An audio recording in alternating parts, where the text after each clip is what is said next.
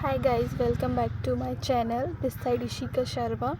तो आज मैं आपको रीजनिंग की स्ट्रेटजी बताऊंगी कि कैसे मैंने अपने सारे बैंकिंग एग्ज़ाम्स क्लियर किए with the help of this strategy. तो मैं अपना शुरू से बताऊंगी। मुझे 1.5-2 साल हो गए हैं प्रिपरेशन करते हुए। तो मैंने अपना शुरू से बेसिक्स कैसे स्टार्ट किया था, किससे पढ़ा था, क्या गलती की थी, किससे नहीं पढ़ना था, सब बताऊंगी मैं। तो सबसे पहले तो आपको आपके बेसिक्स कंप्लीट करने हैं, चाहे वो आप किसी भी टीचर से करो, सब अच्छा पढ़ाते हैं।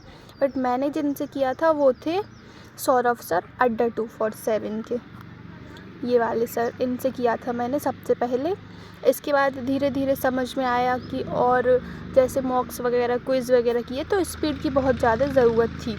तो उसके बाद मैंने सर्च किया तो मुझे अंकुश लांबा सर मिले। तो मैंने इनके पज़ल्स की सीरीज़ की, 1500 सारी सीरीज़ की थी मैंने इनकी। इससे मेरी स्पीड में बहुत ही इंक्रीज़ आया था।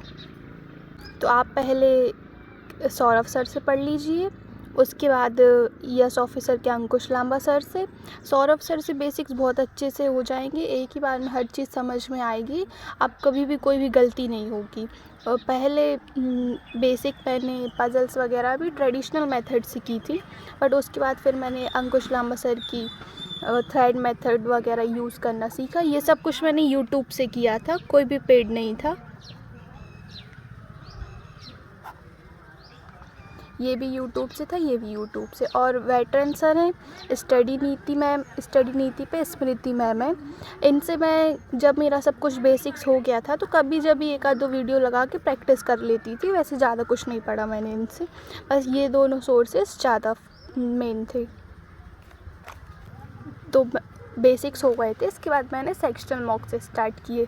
तो जो सेक्शनल मॉक में देती थी, मैंने अड्डा 247 के जो शॉर्ट क्विजेज़ होते हैं ना, वो लगाई थी, जो कि क्विज सेक्शन में रहती हैं। ये उनकी ऐप पे ही रहती हैं, जो कि मोबाइल में ही डाउनलोड होती है, वेबसाइट पे नहीं होती है शायद। अभी होने लगी है तो पता नहीं, पहले नहीं होती थी। तो मैंने ये शॉर्ट क्विजेज़ लगाई थी। उसके बाद में ऑलिव बोर्ड, टेक्स्ट बुक और गाइडली, इनके मॉक लगाती थी सेक्शनल। और जो लाइव मॉक्स चलते थे ना, उनको भी मैं अटेंड करती थी।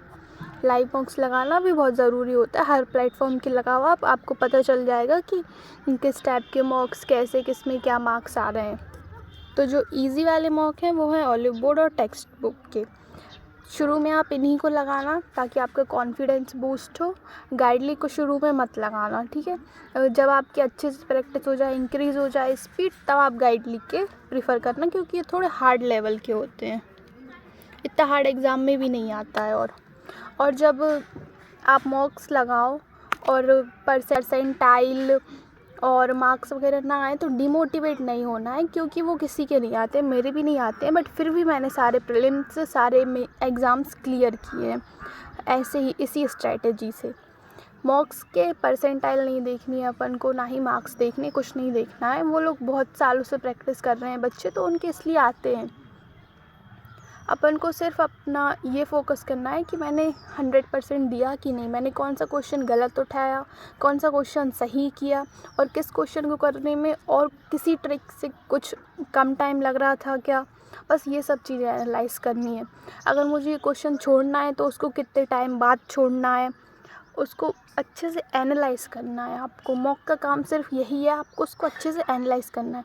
आपको अटेम्प्टिंग स्ट्रेटेजी सीखनी है पेपर में।